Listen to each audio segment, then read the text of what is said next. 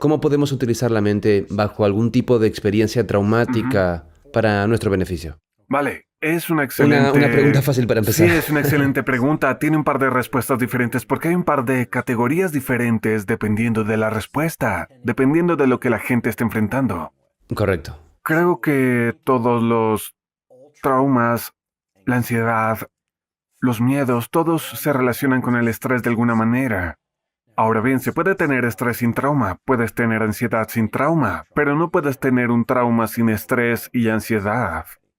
Aunque no hay definiciones estrictas de los límites entre el trauma y el estrés y el miedo, creo que es justo decir que el trauma es una respuesta de miedo o de estrés que ocurre en el momento equivocado.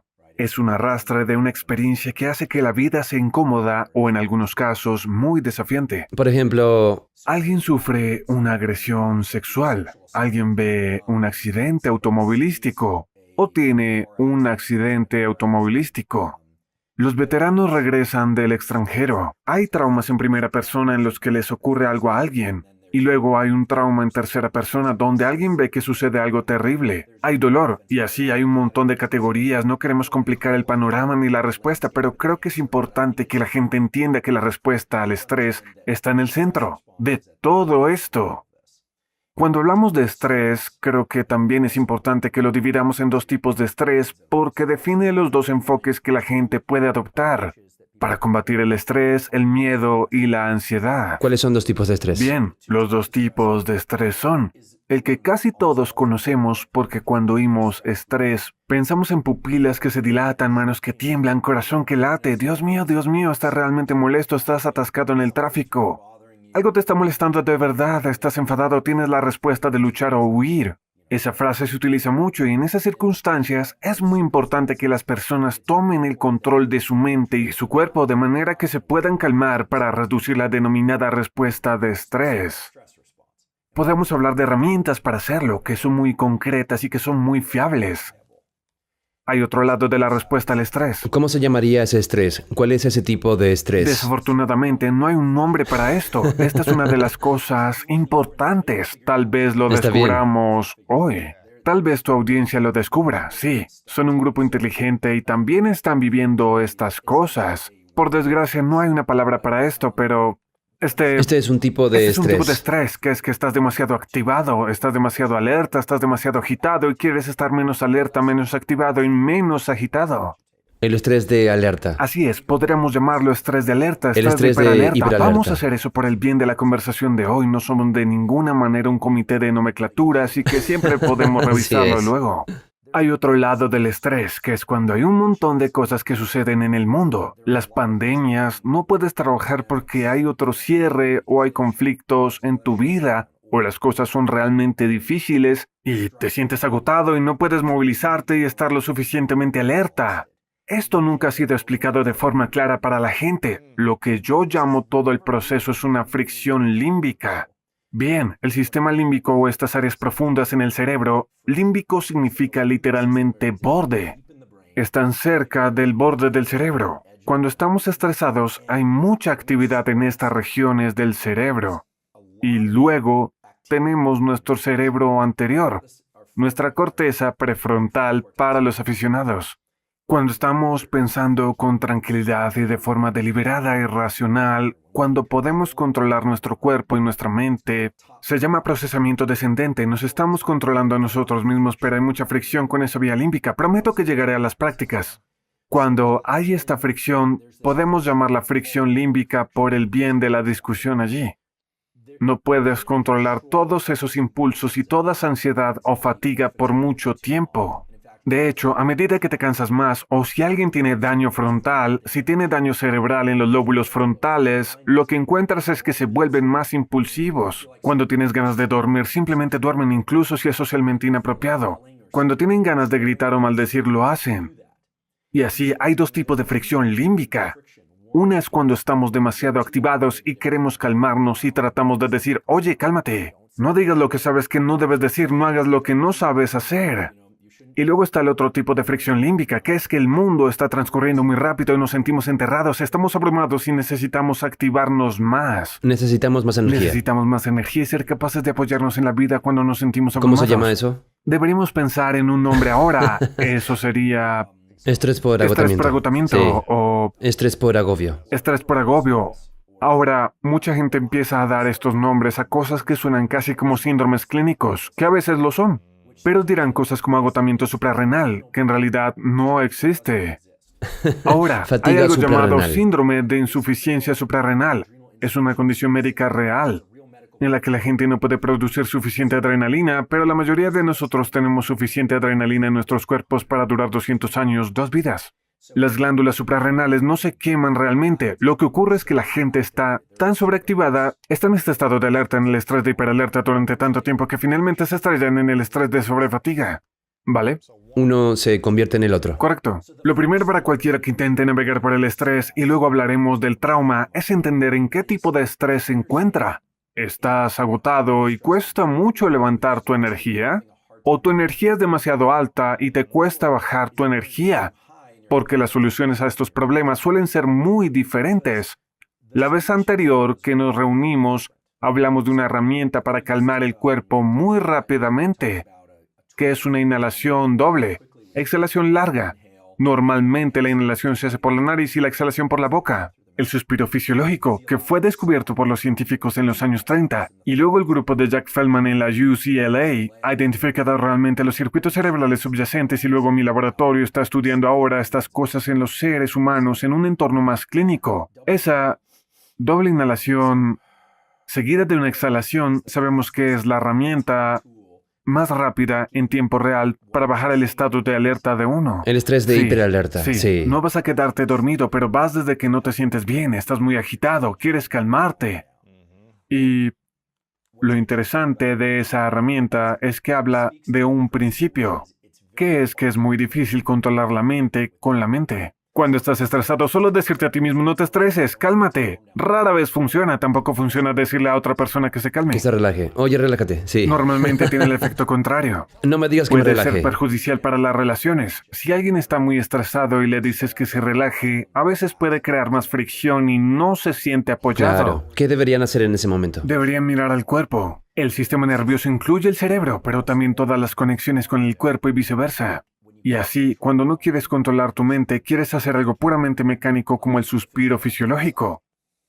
Porque una vez que tomas el control del cuerpo de esa manera, entonces la mente empieza a caer bajo el paraguas de este control descendente.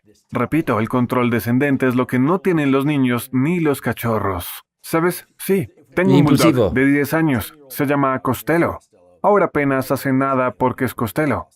Pero cuando era un cachorro, todo era un estímulo. Se acercaba, agarraba un cordón y lo mordía. Luego lo dejaba caer y pasaba a otra cosa. Es porque literalmente no tiene corteza prefrontal conectada a este sistema límbico.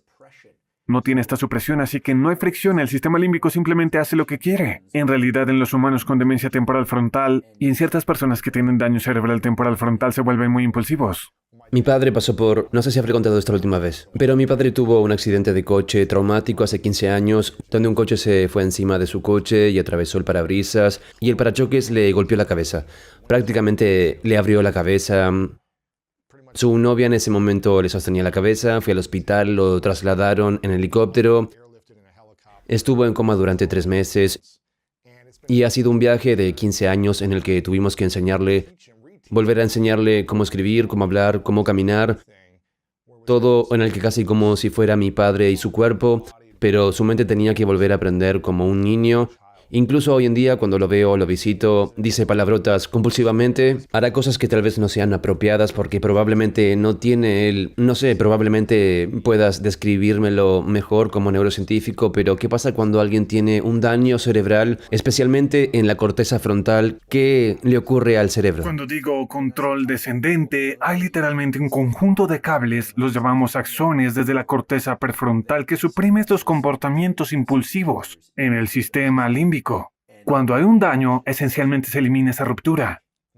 En los adultos mayores especialmente, porque sus comportamientos no son tan porque son mayores. No necesariamente van a caminar y golpear a la gente o gritar improperios y este tipo de cosas, afortunadamente. Aunque a veces se ve eso, tristemente, pero esos circuitos no están funcionando bien.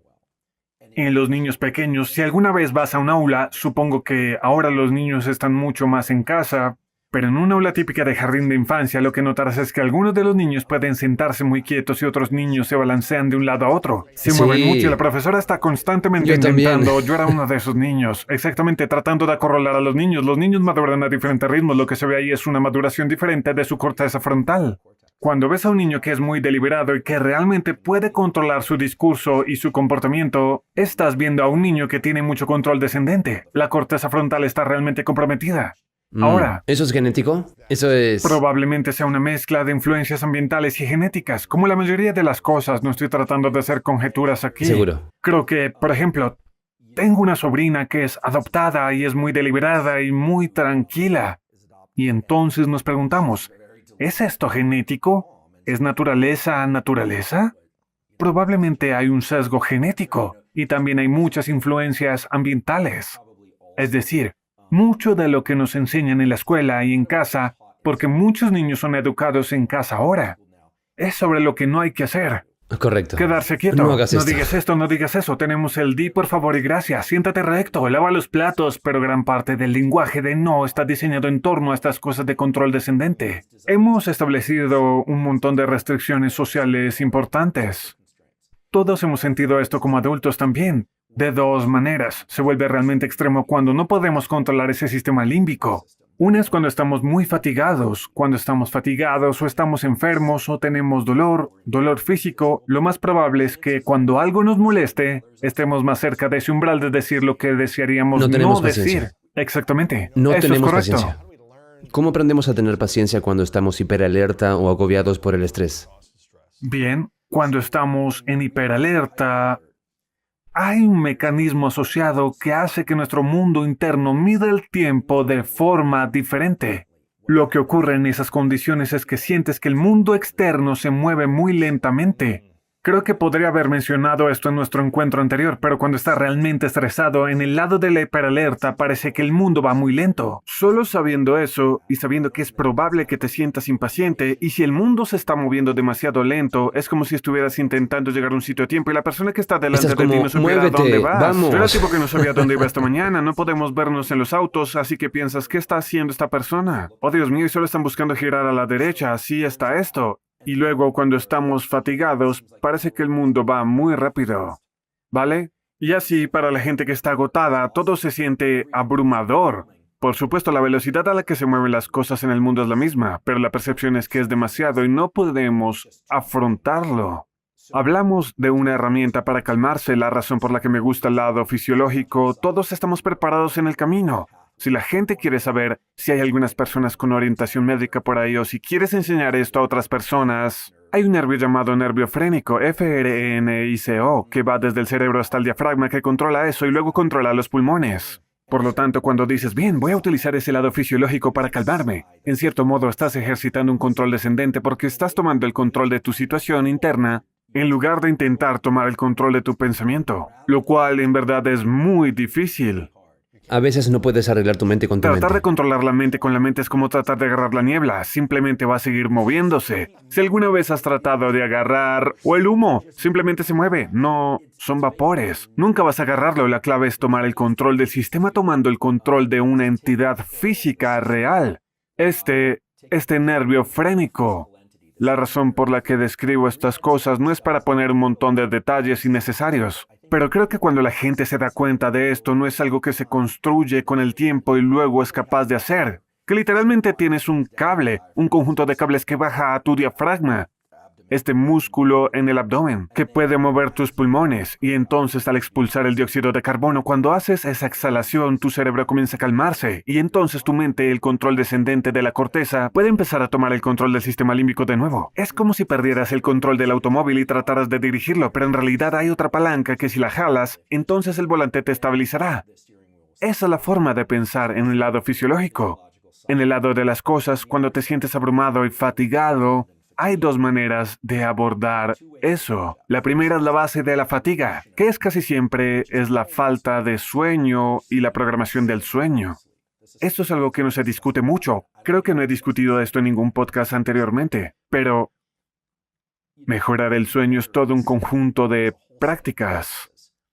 Pero el sueño es una herramienta lenta. No es una herramienta de tiempo real, porque si te sientes agotado y tienes que levantarte y tener tu día, lidiar con los niños, lidiar con el trabajo, lidiar con la vida, podemos hablar de cómo mejorar el sueño. Pero en tiempo real, lo que quieres hacer es introducir más alerta en el sistema. Concentración. Concentración y alerta. Puedes leer todos los libros de autoayuda que quieras, ir a los seminarios, pero a menos que tu mente esté bien, nunca usarás esas cosas. Son solo datos. Y falta otro paso, y es entender esa autonomía, ese sentido de agencia que tenemos para manejar lo que sucede a nuestro alrededor y aceptarlo.